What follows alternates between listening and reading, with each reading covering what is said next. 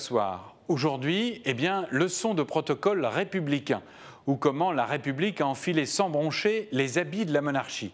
Le protocole, c'est le langage des signes extérieurs du pouvoir, et les vœux présidentiels en sont une très belle illustration. Un jeudi de janvier, à la préfecture de Lille, on attend le président pour les vœux à la fonction publique. Déjà, les premiers serviteurs se pressent pour ne pas rater la poignée de main. Le voilà justement, le président. Plus de carrosse, mais une grosse berline bleu roi, avec un petit drapeau et un valet de pied pour ouvrir la portière. Pourtant, le président n'est pas un manchot. Les barons de la politique locale sont aux premières loges pour être le premier, et certains en profitent pour glisser une petite enveloppe. Regardez Christian Vannest, député UMP de Tourcoing, il court-circuite tous les facteurs et ministres de l'Élysée. C'est quand même pas les étrennes du président, peut-être un parrainage pour un candidat virtuel, on ne sait pas. Pour Martine Aubry, opposante en chef du chef de l'État, c'est le moment de l'échange républicain. Ça veut dire juste poli l'échange. On accueille, sourire aux lèvres, le président pour lui dire qu'on n'a pas le cœur à lui faire de cadeaux. Le vélo de 2008, c'est du passé. Fiel et sourire, on est sous Louis XV. La différence, c'est qu'elle n'ira pas à la Bastille.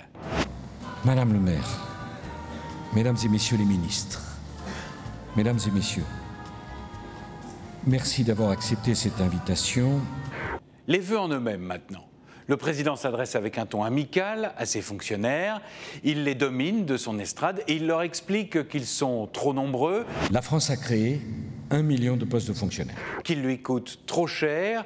Nous n'en avions pas les moyens. Qu'ils font parfois des travaux inutiles, bref, qu'il va falloir faire un effort.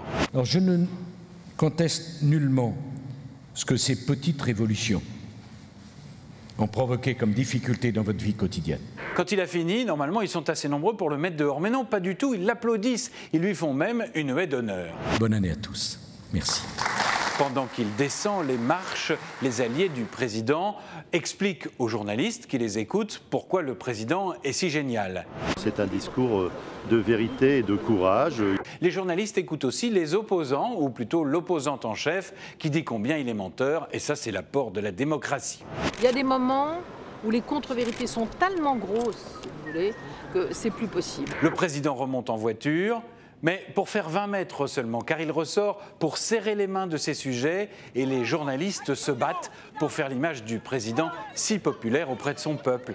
Et puis quelquefois, les crimes de lèse-majesté font un très bon coup de pub aux médias. Quelques minutes seulement après, le protocole signe la fin du show. Le président remonte dans sa berline, vitre teintée. On ne saura pas si à l'intérieur c'est un sourire ou un soulagement. Le président, dit-on, déteste le protocole. Ça ne se voit pas.